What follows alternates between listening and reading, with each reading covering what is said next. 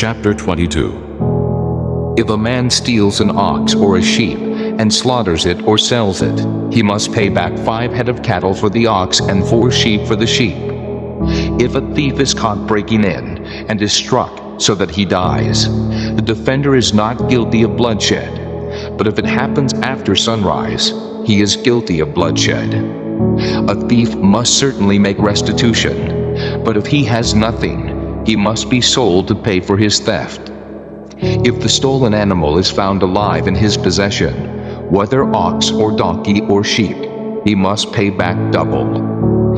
If a man grazes his livestock in a field or vineyard and lets them stray, and they graze in another man's field, he must make restitution from the best of his own field or vineyard.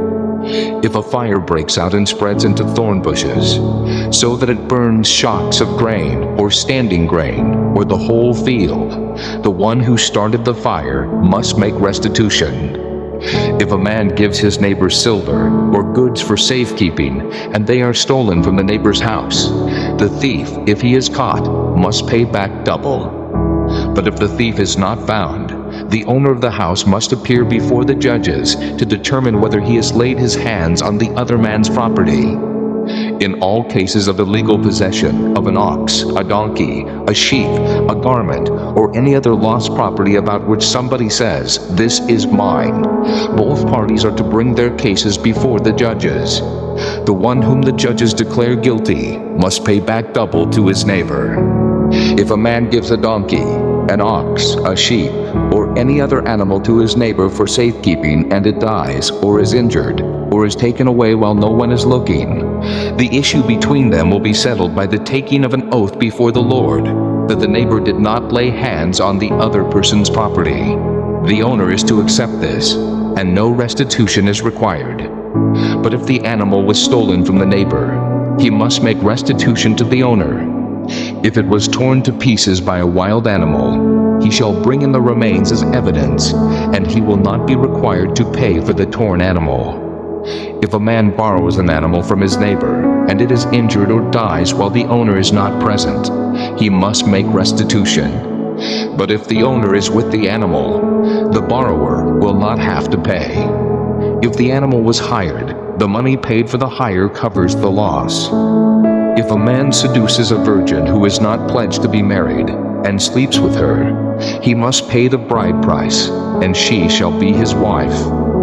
If her father absolutely refuses to give her to him, he must still pay the bride price for virgins. Do not allow a sorceress to live. Anyone who has sexual relations with an animal must be put to death. Whoever sacrifices to any god other than the Lord must be destroyed. Do not mistreat an alien or oppress him, for you were aliens in Egypt. Do not take advantage of a widow or an orphan.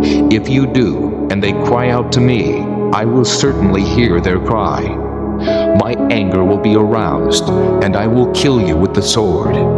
Your wives will become widows, and your children fatherless. If you lend money to one of my people among you who is needy, do not be like a moneylender. Charge him no interest.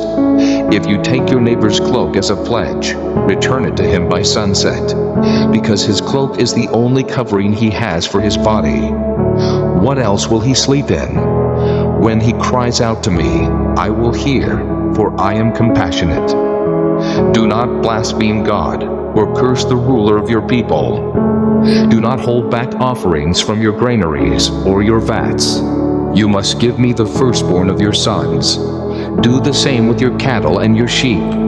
Let them stay with their mothers for 7 days, but give them to me on the 8th day. You are to be my holy people. So do not eat the meat of an animal torn by wild beasts. Throw it to the dogs.